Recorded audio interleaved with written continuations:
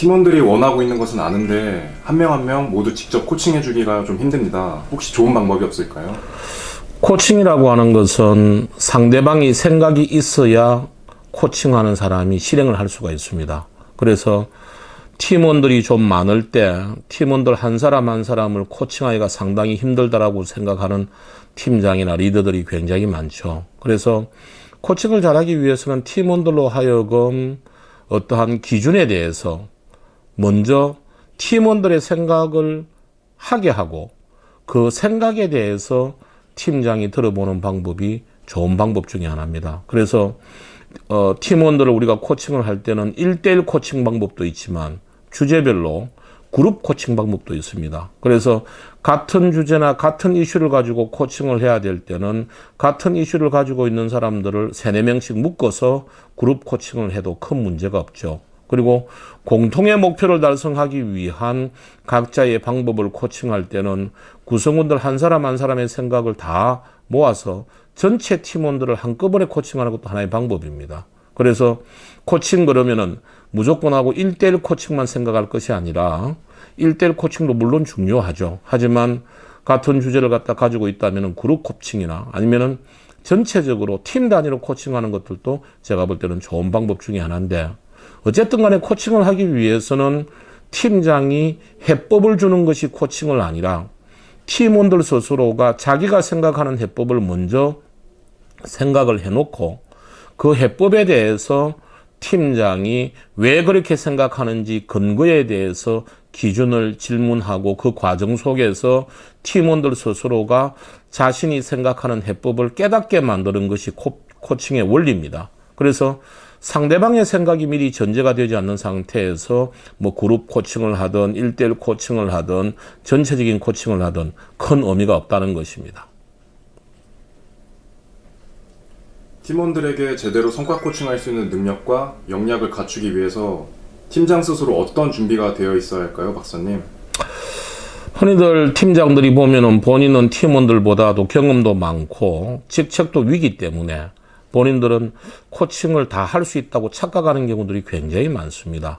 근데 우리가 성과 코칭이라고 하는 것은 사람의 자질이라든지 혹은 뭐 그 사람의 태도에 대해서 코칭하는 것이 아니라 구성원들이 어떤 조직의 역할과 책임을 잘 할 수 있도록 하는 코칭이 바로 성과 코칭입니다. 그래서 팀장이나 리더들이 성과 코칭을 잘 하기 위해서는 무엇보다도 중요한 것이 전체 일의 흐름을 잘 꿰뚫고 있어야 됩니다. 그 일의 흐름이라고 하는 것은 우리가 일을 시작하기 전에는 먼저 플랜을 하게 되고, 그 다음 실행, 도를 하게 되고, 그리고 실행을 하고 나면은 피드백, 그래서 평가와 피드백을 하게 되죠. 그래서 팀장이나 리더들은 플랜 두 C 프로세스를 잘 이해하고 있어야 됩니다. 그래서 플랜 단계에서는 일을 하기 전이니까 일을 하기 전에는 기획하고 계획하는 방법을 어떻게 하는지 원리를 꿰뚫고 있어야 되고, 또한 실행을 할 때는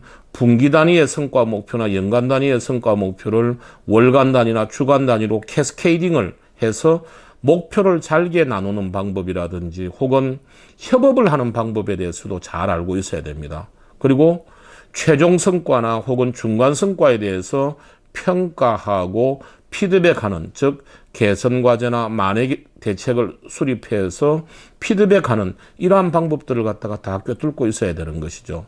그래서 리더들이 성과 코칭을 잘하기 위해서는 무엇보다도 명확하게 알고 있어야 될 게 해당 업무에 대한 직무 지식이나 경험도 물론 중요하겠지만 일하는 프로세스가 플랜 두시 단계에서 어떻게 구체적으로 이루어지고 그 기준이 무엇인가를 정확하게 깨닫는 것이 굉장히 중요하다고 볼 수가 있습니다. 이 과정 속에서 이제 팀장이나 리더들이 또 하나 갖춰야 될 스킬이 바로 질문 스킬입니다.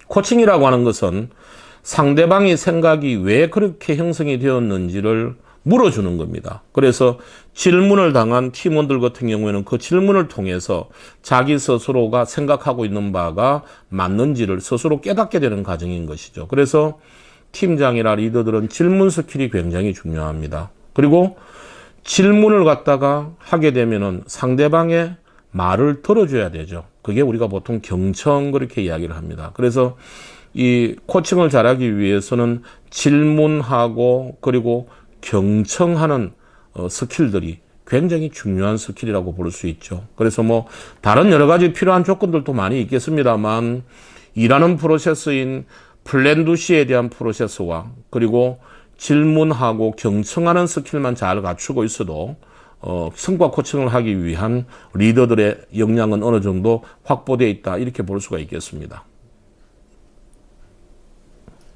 네, 박사님. 저희 팀에는 말만 앞세우고 일은 제대로 못하면서 평가는 잘 받고 싶어하는 직원이 있습니다. 이런 직원들에게 제대로 코칭할 수 있는 방법을 알고 싶습니다. 대개 조직의 구성원들이 팀장이나 리더들 앞에서는 뭐 듣기 좋은 말을 하고 실제 행동으로 이어지는 경우들이 없는 사람들이 왕왕 있죠. 이럴 경우에는 리더들이 팀원들이 해야 될 일들을 너무 길게 주지 말고 이를테면 주간 단위나 혹은 1일 단위나 혹은 3, 4일 단위로 과제와 목표를 좀 잘라주는 것이 좀 필요합니다. 그래서 뭐 일을 갖다가 줄 때도 언제까지 무엇을 해라. 이 과장 나는 자네를 믿으니까 잘하리라고 믿는다. 예, 알겠습니다. 팀장님.